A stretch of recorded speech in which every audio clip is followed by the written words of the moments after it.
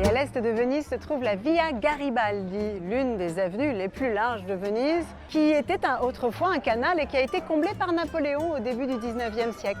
C'est un endroit qui est incongru ici évidemment, mais qui est très vivant, du matin au soir. C'est l'idéal pour venir boire un spritz ou un Bellini. Il y a toujours de l'animation et c'est aussi une porte vers les Giardini, qui est l'un des plus jolis espaces verts de Venise.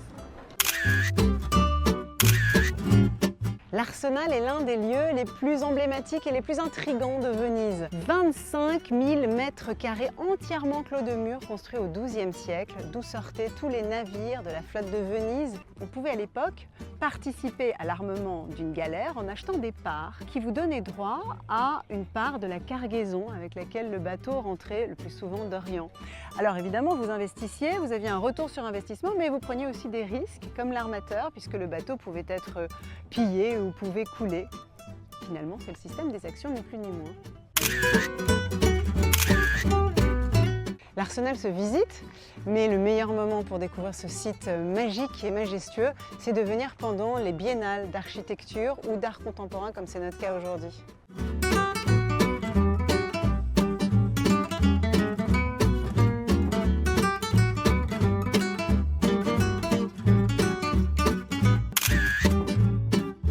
Il est 18h30 et ici c'est une religion, comme partout en Italie, c'est l'heure de l'aperitivo. On s'arrête, on prend un verre qu'on appelle ici une ombra.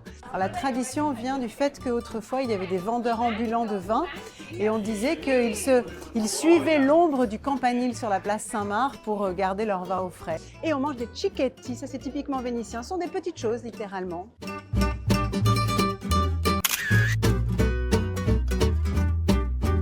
Ça, c'est les sardines in sour, sardines aigres douces qui sont typiques d'ici, de Venise, un peu sur le mode d'une escabèche.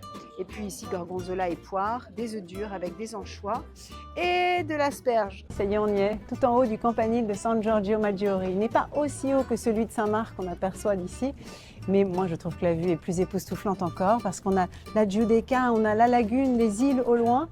On voit bien la pointe de la douane de mer, on comprend vraiment la géographie de cette ville.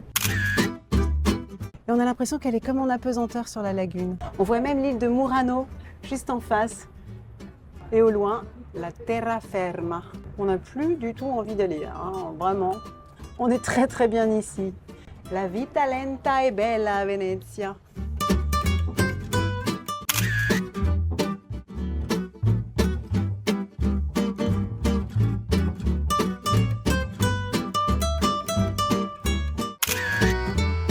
Ça c'est spaghetti à la bufera, ça c'est typiquement vénitien.